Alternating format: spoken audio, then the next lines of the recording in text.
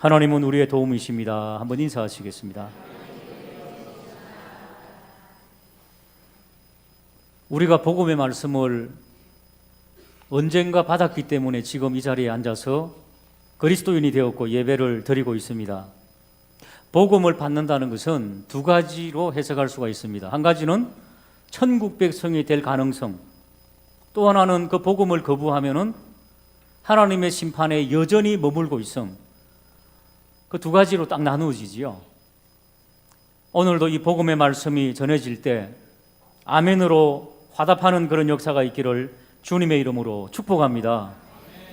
오늘 우리 주님께서 이 구원과 심판의 갈림길에서 우리들이 어떻게 살아야 하는지 그런 부분들을 세 가지로 말씀해 주고 있습니다. 첫 번째, 49절을 한번 읽어보겠습니다. 시작.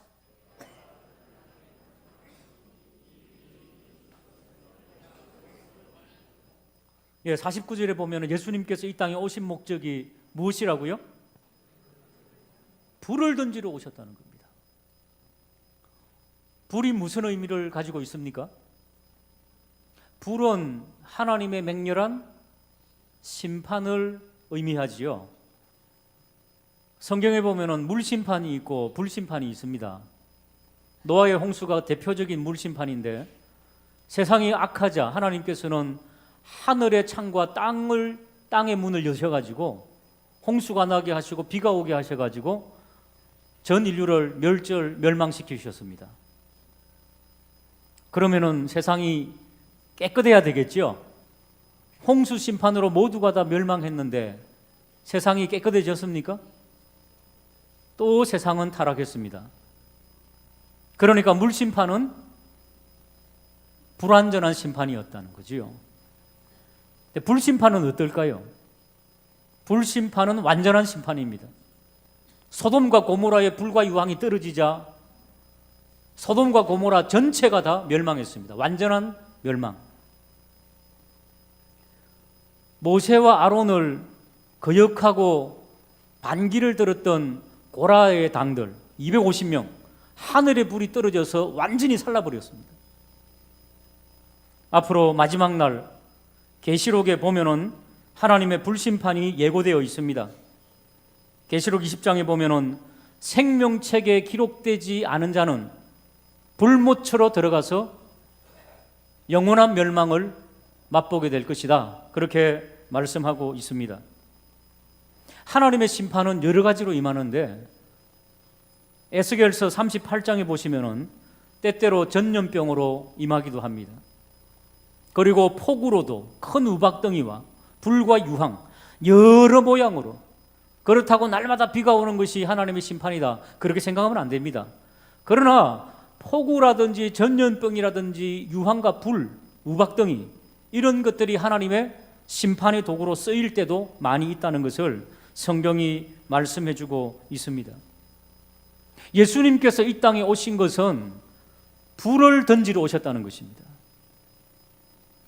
그러니까 이 불을 피하는 자, 피하는 방법도 있거든요. 이 불을 피하지 못하면 심판으로 살아버리지는 거지요. 그런데 성경에 보면은 이 불을 또 다르게 비유하기도 합니다. 물 곧 성령이라고 하기도 하고, 물 같은 성령, 그 다음에 불 곧 성령, 불 같은 성령 그렇게 표현하기도 합니다.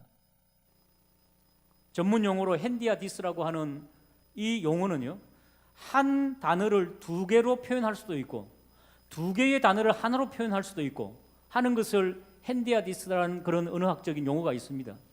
자, 예를 들어서 여러분 학교 다닐 때 무서운 선생님이 있었지요. 그 선생님을 호랑이 선생님이다 그렇게 말합니다. 몽둥이 들고 선생님이 오면 아이들이 어이쿠 호랑이 선생님이 온다 그러지요. 그러면 그 선생님이 호랑이를 데리고 온다는 말입니까? 네, 성격이 호랑이 같아 그런 말이죠. 사납다는 거죠. 무섭다는 거죠. 또 어떤 친구들은 호랑이 선생님이 온다는 말을 호랑이 온다 그럴 수도 있지요. 진짜 호랑이가 옵니까? 네, 호랑이 같은 선생님이 온다는 거지요. 두 단어 선생님과 호랑이는 그 선생님에게 있어서는 똑같은 것입니다. 그러니까 불과 성령 혹은 불 혹은 성령 같이 쓴다는 거죠. 그러니까 내가 불을 던지러 왔다는 것은 성령의 심판을 의미하기도 하지만은 성령의 충만을 의미하기도 합니다.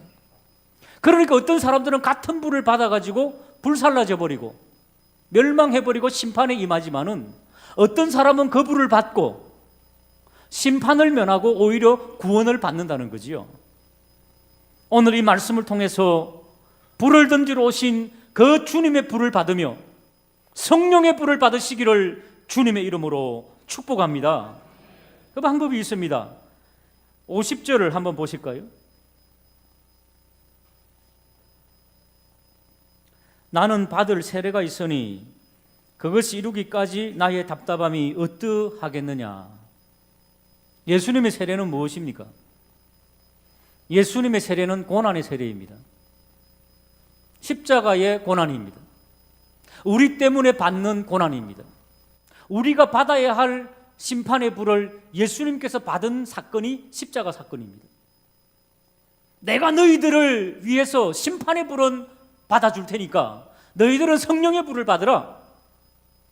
예수 그리스도를 인정하고 믿으면은 이 심판의 불을 면하고 성령의 불을 받으실 줄로 믿으시기를 주님의 이름으로 축복합니다. 그래서 예수님께서 얼마나 답답하냐. 너희들이 성령의 불을 통하여서 하나님의 사람으로 그리스도인으로 빚어지기를 원한다 하는 것이 주님의 답답하심입니다. 여러분은 왜 짜증을 내고 답답해 하십니까? 무엇 때문에 그러십니까? 우리의 지인들이, 우리의 가족이 신앙의 성숙을 아직도 맛보지 못하고 예수님을 인격적으로 만나지 못한 그 부분 때문에 주님의 답답함, 그것을 우리도 함께 느끼게 되는 저와 우리 모두가 되기를 주님의 이름으로 축복합니다. 그러므로 주님께서 던지는 불을 우리들은 성령의 불로 받아서 이 성령의 불의 역사가 일어나기를 주님의 이름으로 축복합니다. 우리 한국교회와 우리 교회는 이 성령의 강력한 불을 받아야 됩니다. 부흥의 불을 받아야 됩니다. 요즘 우리 자녀들과 다음 세대가, 그리고 우리 기성세대가 많이 힘들고 어려운 가운데 있습니다. 영적으로 피폐한 가운데 있습니다. 점점 교회들은 쇠퇴해가고 있는 현실을 우리는 알고 있습니다. 그럼에도 불구하고 이 성령을 받으면은 부흥의 역사가 다시 한 번 더 일어날 줄로 믿으시기를 주님의 이름으로 축복합니다. 이제는 식상한 성경 공부, 식상한 예배, 식상한 교사, 식상한 교역자, 식상한 직분자에서 벗어나서 성령으로 사역하게 하여 주시옵소서. 두 번째, 구원의 그리고 심판의 기로에 써 있는 것을 우리 주님께서는 이렇게 말씀해 주고 있습니다. 가장 기본적인 문제입니다. 51절 보시기 바랍니다. 52절 51절을 한번 먼저 읽어볼까요? 시작.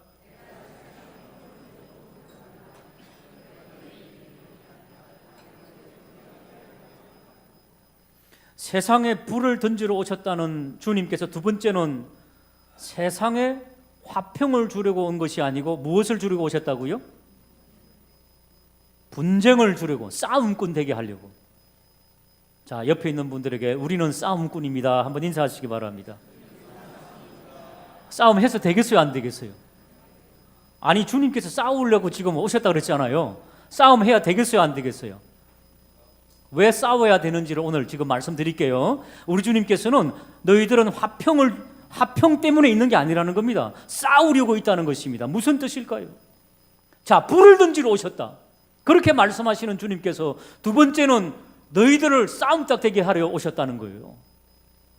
그리스도인이 가는 곳마다 피스메이커, 화평한 사람이 되거라, 이런 구절도 있는데 왜 주님께서는 분쟁케 하려고 오셨다고 지금 말씀하고 있는 것일까요?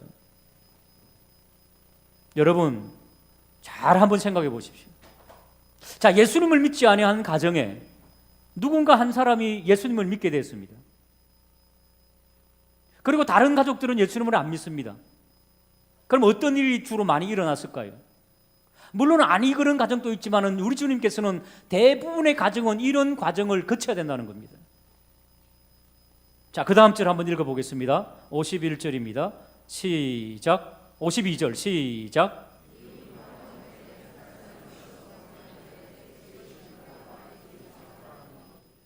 53절에 보면 아버지가 아들과 아들이 아버지와 어머니가 딸과 딸이 어머니와 시어머니가 며느리와 며느리가 시어머니와 싸우리라, 분쟁하리라. 자, 한 사람은 복음을 받고 다른 사람은 복음을 모릅니다. 아니, 예수 믿는 사람이 갑자기 집에 와가지고 예수 믿어야지만이 천국 간답니다. 어머니 아버지 죄송합니다만 예수님 안 믿으면 지옥 가십니다. 이러니까 아버지 어머니가 어떻게 생각할까요? 이런 불효 막심한 놈 같으니라고 이러잖아요. 그렇잖아요. 그러니까 뭐가 일어난다? 영적 전쟁이 일어나더라는 것입니다. 1차적으로 복음을 받으면 그 가정에 영적 전쟁이 일어나게 되어 있다. 이것이 바로 분쟁이 일어난다는 겁니다. 온 가정이 예수님을 믿을 때까지는 이 영적 전쟁이 끊이지 않는다는 것입니다. 평화할 수가 없다는 것입니다. 어떻게 사탄과 하나님이 공존할 수 있겠습니까? 흑암의 세력과 빛의 세력이 어떻게 공존할 수 있겠습니까? 하나님의 나라와 사단의 나라가 충돌했는데 그 속에서 전쟁이 일어나더라는 것입니다. 우리나라도 초대교회 때 얼마나 많은 분쟁이 가정마다 일어나고 어떤 아내 되는 여성은 남편에게 두드려 맞아가지고 그렇게 멍들어갖고 왔던 어린 시절 제가 많이 봤습니다. 신발도 못 신고 와가지고 벌벌 떨면서 예배드리는 아주머니들도 봤습니다. 아마 우리 교회들도 과거에 협조 안 하던 남편들 때문에 고생 꽤나 했던 그런 지금 우리 집사님 권사님들도 계실 것입니다. 그게 바로 영적인 전쟁, 분쟁이라고 하는 것입니다. 여러분, 1차적으로 이 영적 전쟁에서 승리하지 못하면 결국에는 너도 구원에서 또다시 떨어져 나간다는 것입니다. 지난주에 동아제약에서 부장님, 예수 잘 믿는 부장님 한 분이 혼자서는 안 된다고 차장님 후배 한 명을 우리 교회 저에게 찾아왔어요. 목사님, 이 후배에게 복음을 좀 전해달라고. 그래서 3명이 앉아가지고 복음을 전했습니다. 우리 차장님은 복음에 대해서 들어보셨냐고, 예수님이 누구신지를 아냐고 그러니까 전혀 들어본 적이 없다는 겁니다.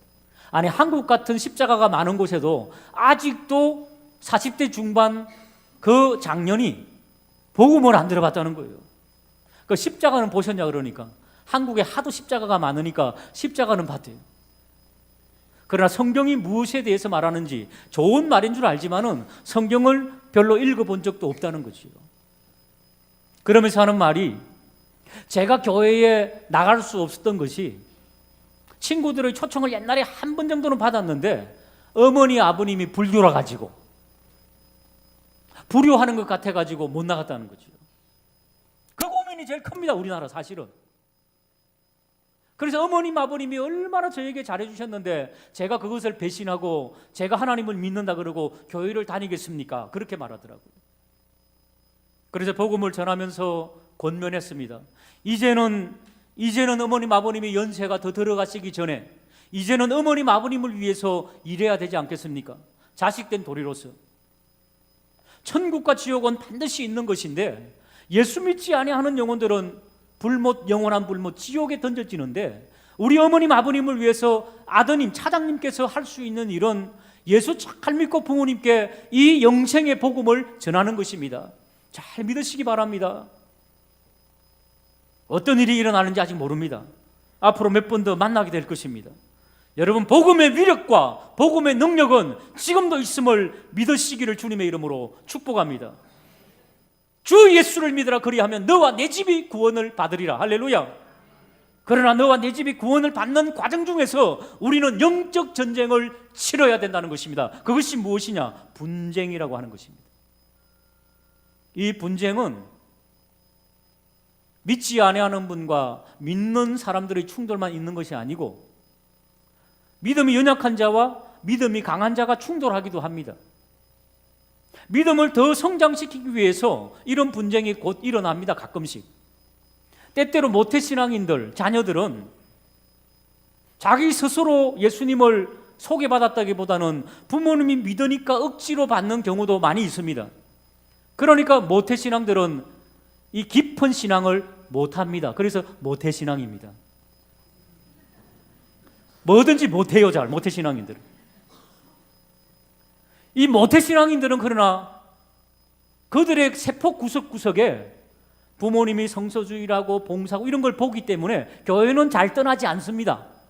그런데 교회 생활은 잘 못해요. 그러니까 부모님이, 잘 믿는 부모님이 볼 때는 너무 답답한 것입니다. 그러니까 때때로 주님의 이름으로 꾸지람을 주기도 하고 책망을 하기도 하지만은 제대로 그 책망을 잘 듣지 않는 경우가 많이 있습니다. 그래서 분쟁이 일어납니다.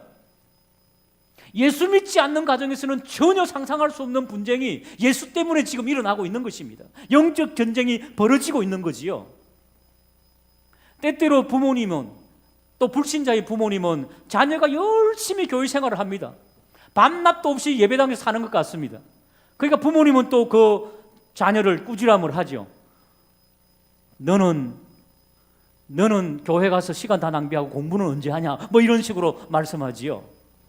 또 어떤 권사님이나 또 집사님이 교회 생활 열심히 하면은 믿음 없는 남편들은 그러지요.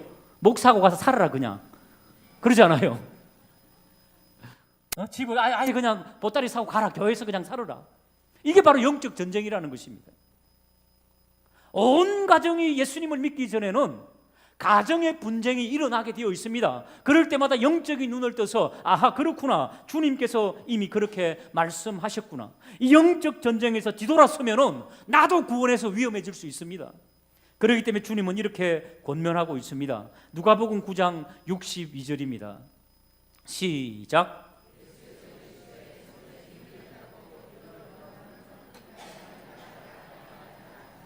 할렐루야. 손에 쟁기를 잡고 뒤돌아보지 말고 앞을 향하여 가라. 이것이 하나님의 나라의 원리입니다.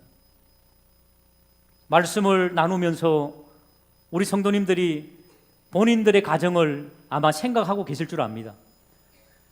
아하, 우리 가정이 지금 이런 상태에 있구나. 내가 용기가 없어갖고 아직 전쟁을 벌이지 못하는 상태에 있구나. 뭐 이런 것들. 나의 수준이 지금 이 정도구나. 우리의 남편, 우리 아내, 우리 자녀들의 영적 수준이 이만큼이구나. 어떻게 하라고요? 나름대로 기도하며 전략을 잘 짜야 됩니다. 해답은 없습니다. 그러나 분명한 것은 그들이 모두 예수님 믿기 전까지는 영적 전쟁은 계속될 것이라는 것입니다. 간절히 원하기는 영적인 전사가 되어서 영적 전쟁에서 승리하고 우리 가정이 나 때문에, 하나님 믿는 사람들 때문에 사단의 그 흑암의 세력이 물러가고 하나님의 나라가 임하게 되는 복된 가정들이 되시기를 주님의 이름으로 축복합니다. 그런 의미에서 우리는 싸움꾼이라는 것입니다. 자, 옆에 있는 분들에게 영적 전쟁에서 승리하세요 격려하시겠습니다.